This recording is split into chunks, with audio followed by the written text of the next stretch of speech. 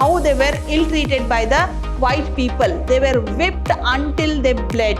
Old women who could not work in the field, their duty was to look after these kids. How difficult it is for a child to live without looking at his mother's face, and he doesn't know who is his father. Masters, with some plans in their minds, they did not reveal the date of their birth.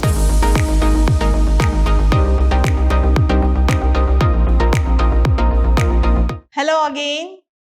This is Shobita S. Aradhya, lecturer, Department of English, Vidhyaashram Pre-University College, Mysuru, the Temple of Excellence. A warm welcome to you all. Today we are going to discuss about Frederick Douglass. So who is Frederick Douglass? So he was a slave and he has written autobiography that we are going to study today. So let's start without any delay. Frederick Douglass and autobiography. So Frederick Douglass is a narrative of life of Frederick Douglass, an American slave. So slaves were not only in the other countries, they were in America also. Even America has struggled. It has faced many harsh rule and people have fought for their freedom from slavery, that we are going to study in this chapter. So this is an autobiography of Frederick Douglass. Today what all we will discuss is the author. It is himself because this is an autobiography. Title, why he has given the title narrative of the Frederick Douglass or his autobiography. So we'll discuss on that. Then we'll see what is the significance of this autobiography. Summary we'll discuss. Then we'll discuss question answers which are important for your examinations, and we will conclude. Okay. So let us start one by one. Author. Here author is Douglass himself, Frederick Douglass.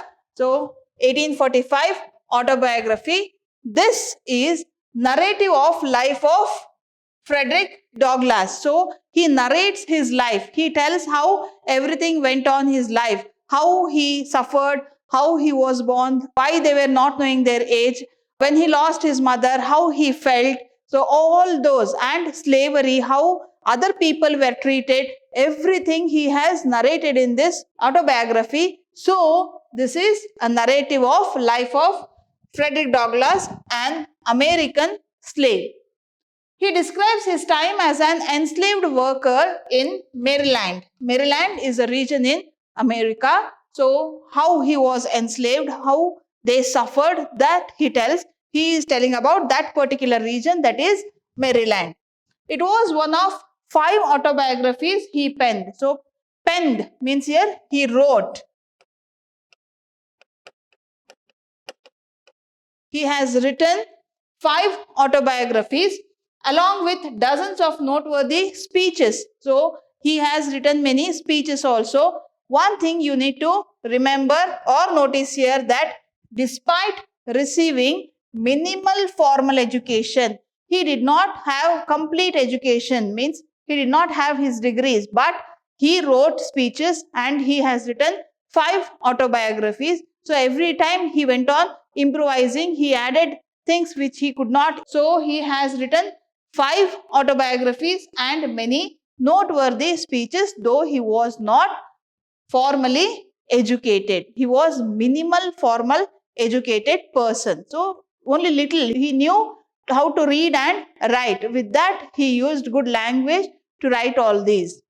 Next, what we see is the title. Why he gave the title like this? So the full title of this book is Narrative of the Life of Frederick Douglass, an American Slave. So he has given it the title Narrative of the Life of Frederick Douglass, an American Slave. So he is stressing that he was an American slave because he has written more about the slavery system, how he and his people suffered the slavery. Written by himself, title makes us feel that it is pretty straightforward. Yes, this is pretty straightforward. So we can see whatever he experienced, he suffered, he has written it as it is. So it feels like it is very straightforward. You'll know about that when we go through the summary of this chapter. Next, significance. What is the significance of this chapter? That is, Frederick Douglass' most important legacy was the use of his words to fight the freedom and rights of African Americans. So, who became slaves here? They were the Africans who were residing in America. So, they were the slaves. So, he writes here about how they fought for freedom. So, he uses his words to fight for the freedom and rights of African Americans. So, the African people who were living in America, they were the slaves. So, he writes about their struggles. He advocated for equal rights and opportunities for his fellow Americans and civil rights leader. He tells his people how important it is to every civilian to have their rights. So, without rights, we can't demand anything. We will live and die as slaves. So, he becomes the leader to bring the awareness and to make the people think and get their civil rights. And also, he says that he advocated for equal rights and opportunities for his fellow Americans. So, the other people who were suffering this slavery, for them he tells that we all should have equal rights. We all are the citizens of this country. We all should have equal rights. The rights were different for white people and these black people in America. So, this was the fight against apartheid, the black and white differences. He published the North Star and Frederick Douglass paper to convey his message. So, he started the magazines. Why he started? Only to convey the message of equal rights and civil rights to the people. He started writing his opinion. He started giving his suggestions through these papers, that is the North Star and Frederick Douglass. These were the two newspapers which were started by Frederick Douglass only to convey his message. Okay, so this is the significance of the autobiography. Next, we'll start with the summary. So, we'll see how he starts writing the autobiography. Frederick Douglass is an autobiographical piece about the life of American slave. So, this is not only about Frederick Douglass. This autobiography tells each and every slave's life in America in those days. So, this is an autobiographical piece which tells how the slaves were treated in America. The piece brings to us the gory details of the ill treatment meted out to the slaves by their white masters. So, here gory means the bloodshed what they experience. So, whose blood was shed here? The black people, the slaves' blood was shed. So, the piece brings us the gory details of the ill treatment meted out to the slaves by their white masters. White masters means here the American people. So, this tells that how the slaves shed their blood, how they were ill treated by the white people. They were whipped until they bled.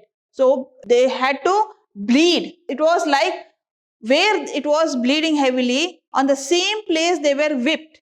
Whipped means here using the cow skin they are beaten up. So, they were whipped until they bleeded heavily. And after all those wounds, they were not let to sit. They were again demanded to work in the fields. So, this was the condition of slaves at that time. So, he writes about their gory and how they were ill-treated by the white people. The author begins with references to his birth in Tuckahoe. So, Tuckahoe is a place where he was born. Ironically, he is not able to say when exactly he was born.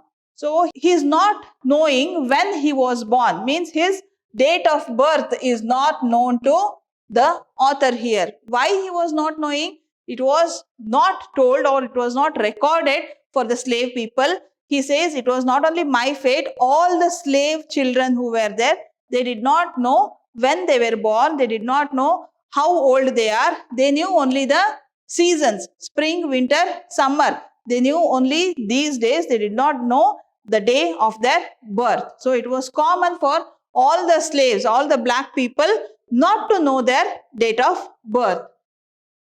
he adds that this ambiguity about the age was the lot of all slaves, as their masters hid this piece of information from them. So the masters never told them their date of birth, because they thought that if the date is said, or if they come to know what their age is, they may demand for some rights, or they may say that I am old, I can't work now. So masters, with some plans in their minds, they did not reveal the date of their birth. So they hid the birth time, birth day of these people.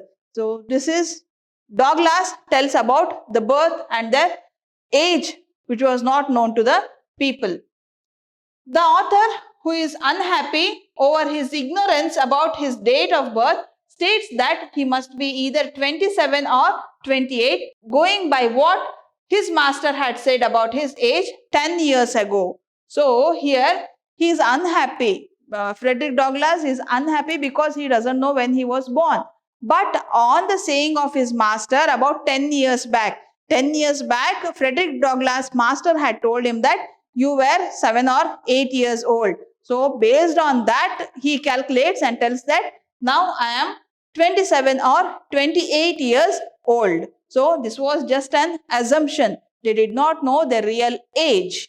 This was hid by their masters. And the reasons for that are many, and some are still hidden. We don't know why they did not reveal the age of these people, the slave people. The speaker's ignorance is not limited to his age alone. So, the ignorance of these people, slaves, along with Frederick Douglass, all the other slaves, their ignorance is not limited only to this. They were ignorant of many things. So, that he goes on writing in his autobiography. Let us see. He doesn't know who his father is, though the common speculation is that his father is a white man. So, here, these slaves, they did not know even who their father was. This means that slave women were abused and they were used by the white people. So, there was a common speculation, the guessing that his father was a white man. So, who was that white man? That wasn't known by Frederick Douglass. And how this happened? Black people were treated very badly. They were ill treated by white people, but when they want women, they did not see the color. So this should be noticed here. This is what disturbed Douglass very much. So there was no equality. So he started fighting against these white people's ill treatment towards the black people. He knows that his mother was a black woman named Harriet Bailey. So his mother was Harriet Bailey, and from whom he was separated when he was an infant. See the misery of these people. The infant was separated from his mother. This was not only to Frederick Douglass, it was to everyone, because if these women who give birth to children, if they sit with caring the children, who will work in the fields? So this work was given to old women in the group who could not work in the field. Their duty was to look after these children. So when he was infant, at very soon after the delivery, few days were for the resting time. Otherwise, these women, even after delivery, without any rest and without caring their infant kids, they were forced to work in the field because they had strength to work in the field. Old women who could not work in the field, their duty was to look after these kids. So Frederick Douglass was not different from other children here. Even he was separated from his mother when he was infant, and he was brought up by some old woman in the community. He adds that it was a common custom in that part of Maryland that the children were thus separated from their mothers, hindering the natural bond between the mother and the child. So how can these parent and child, means mother and child, have any bond between them? Because they were separated and these women had to work for the whole day, and his place was far from where mother was working. So she could not travel every day. So it was hard to even see their face. So bondage was not at all seen. The bondage did not develop at all between the mother and the child. He had seen his mother only 4 or 5 times when she met him after walking 12 miles. See the distance, 12 miles she walked if she wanted to see her baby. From Mr. Stewart's place where she worked as a field hand. So she was working in Mr. Stewart's field. From there she had to travel 12 kilometers. Travel means here she walked barefoot. As she was a slave, she was not given any salary, any money. So she had to walk. When she had to walk, it was in night time. After finishing her duty for the day, she used to start from Mrs. Stewart's place and come back to Maryland by midnight, then sleep beside her son for few time, and before the son could wake up, she would go to the workplace because it was far. Walking 12 miles will take a lot of time. Just imagine how stressed it was, how stressed she would have been.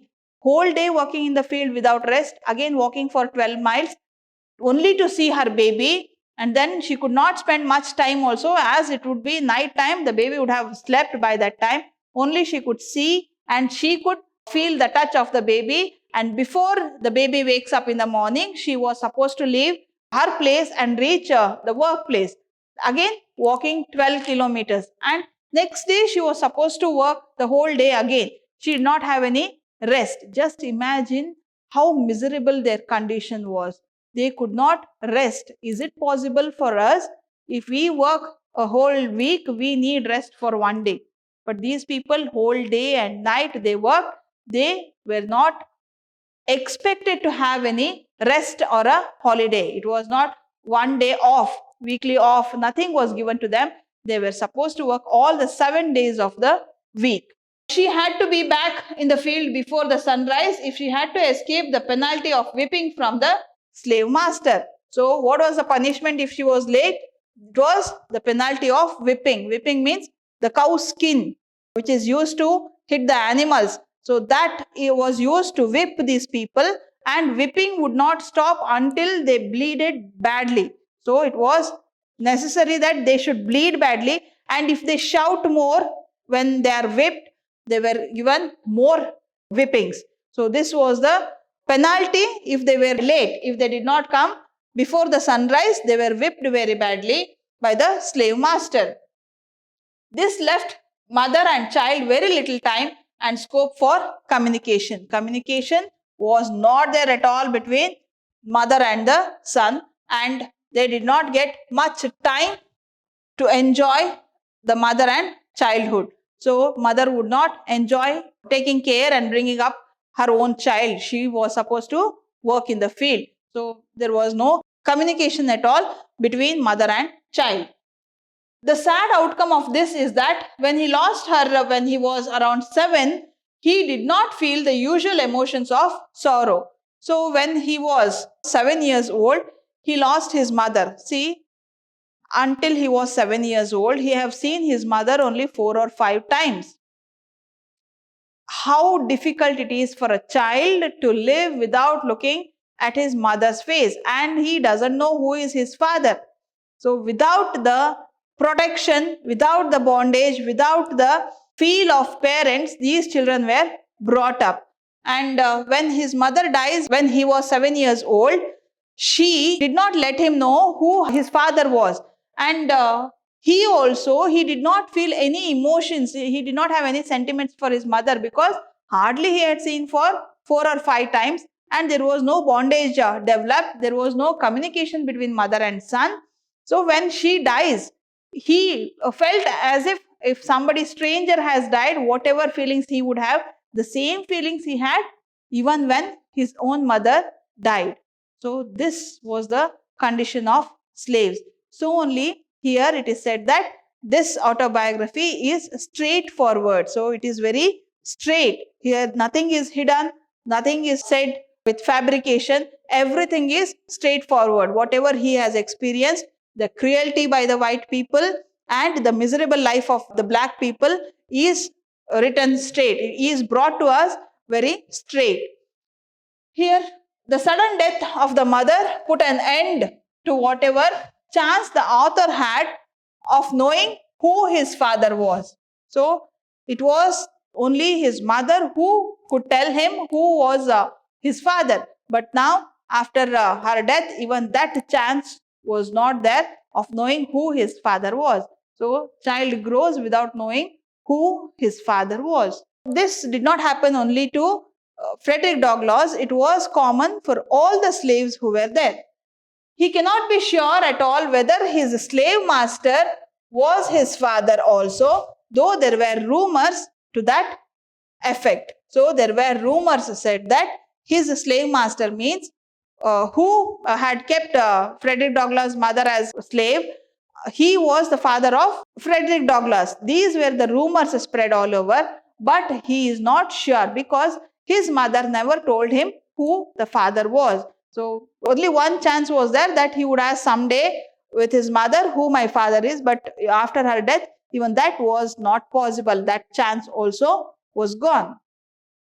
But the prospect of the slave masters being the fathers was not of any relief to the children. So, okay, now mother has died. Can he think that my slave father who has kept us as slave, if he was the father, at least he is there who will take care of me? This kind of thought could not come to these children, because such children were under the constant scrutiny of the wives of such slave masters.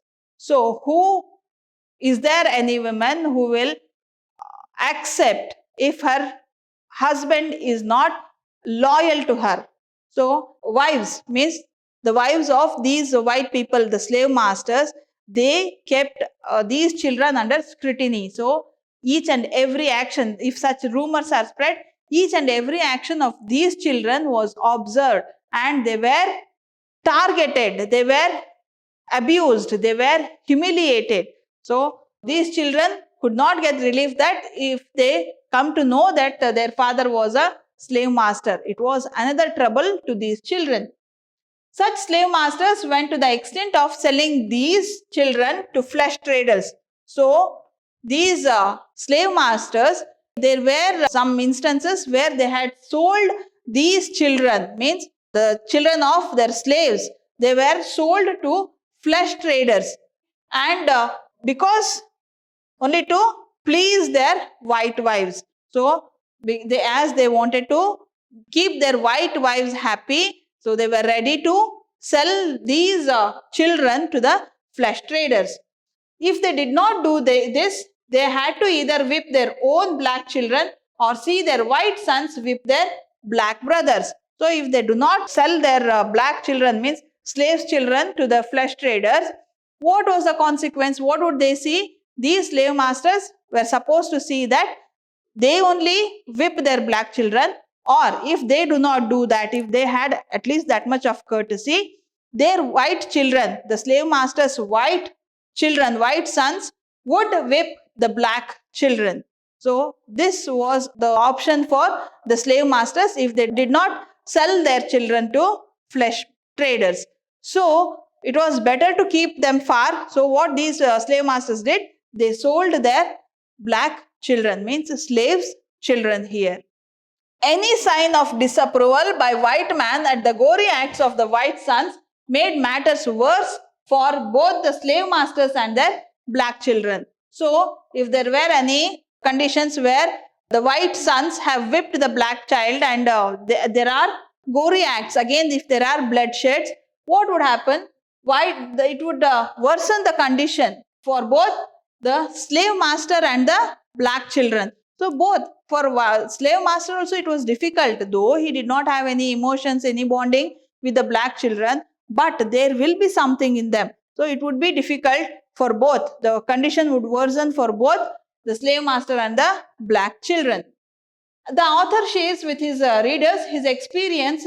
So one of his master was Captain Anthony. So he shares about his experience with his masters to us. Means in his autobiography, he is telling us to know about his two masters. One was Captain Anthony. He was named as Captain Anthony because he was a sailor. Once he was a sailor, so must be captain term has added with his name because he was a sailor. And if the master himself was cruel, his overseer, Mr. Plummel, was even crueler. Here, if the slave master was cruel, overseer means the one who looked after these slaves, the assistant of slave master, Mr. Plummer, he was even crueler. So, he was more cruel than the slave master. So, this person, he used to whip the women at their back and made them naked and hit them at their back with a whip, and he did not stop until it was completely blood. The whip has to be completely blood. Until then, he did not stop it. So, he was cruel to that extent. Sometimes, even the slave master would have scolded Mr. Plummer for being such cruel person. So, it was difficult for anybody to see. So, how cruel he was, there is an instance told by Frederick Douglass that when he starts whipping, if the woman shouts louder, the whipping would be more hard. So, if she shouts out of pain, the whipping would be more. So, how is it possible when you are hurt not to shout? So, definitely if we are hurt, we shout loud. But these women, they were not allowed even to shout when they are hurt such badly. The author places before the readers the bloody details of the master whipping an aunt of his with cowskin until he was too tired to continue whipping her. So, till how long they would whip? It was until the person, the overseer or the slave master, was tired of whipping. It was not until the person who is whipped was tired. It was until the person who was whipping was tired. So, unless and until they were tired, they continued whipping these people. Mr. Plummer, on his part, went around with not only the cowskin but also a heavy cudgel and cut the slashed women's heads horribly. So, how cruel was this Mr. Plummer? So, he did not use only the cowskin. I told you what is cowskin. Not only the cowskin but also the cudgel. Cudgel means a wooden piece used for construction. So, which is thick and long. So, he used even this to cut and slashed women's heads horribly. So, he was so cruel.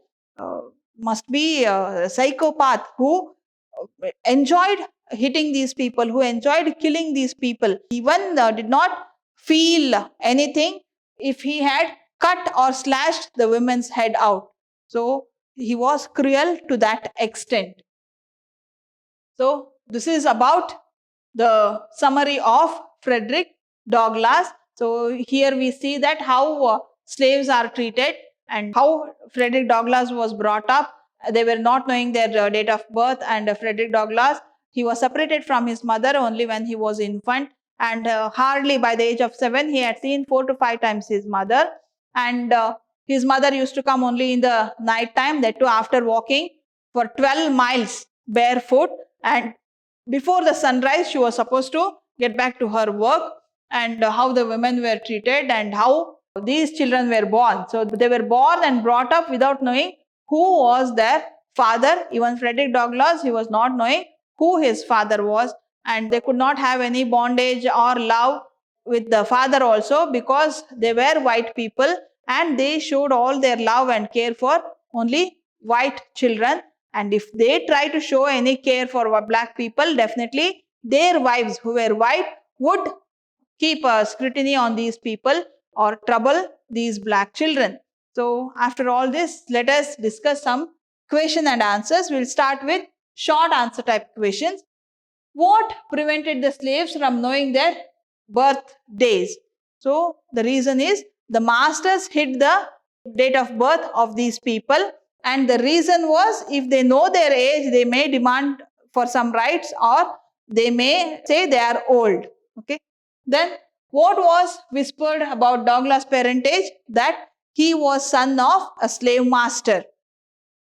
Douglas' mother was able to meet him only at night. What time was it possible?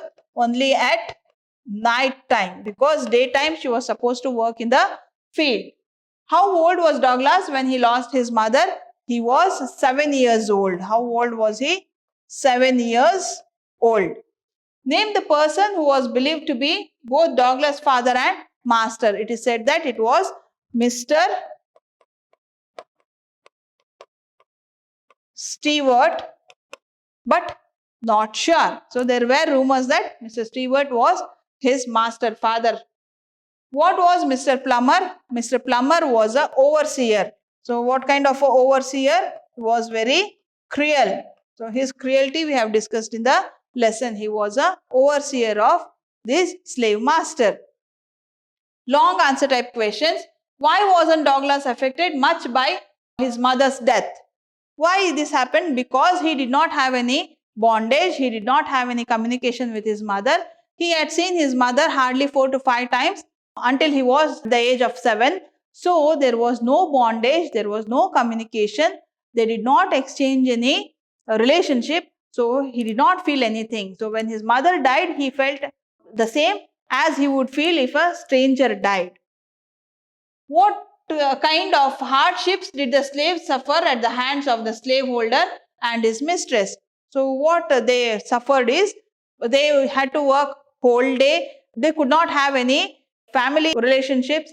They were separated from the family. Children were separated from their parents, and many children did not know who their father was.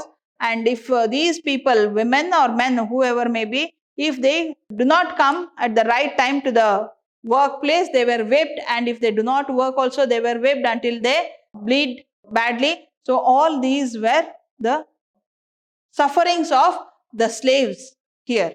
Okay, so these are some of the important questions which can be asked for your examination. Next, to conclude, despite all these hardships, the author had the optimism of coming out of slavery. So just imagine, with all these struggles, sufferings, how Frederick Douglass would have learnt how to read and write, how he would have penned his autobiographies, how he would have written his speeches, how he would have collected all those people to fight against these white people only who were keeping them in sufferings. So despite of all these hardships, author's optimism has brought him to fight against slavery, and he thanks God for giving him this hope and cheerfulness as a youngster. So he thanks the God very much, because if God has not given him this path, if God has not given him a chance to fight against these people when he was young, it will be again another slave who has born without knowing and dies only working. So he thanks the God for making him separate, different from other people. So this is all about Frederick Douglass and autobiography. In the next session, we'll discuss a poem, and until then, take care, bye-bye, and thank you.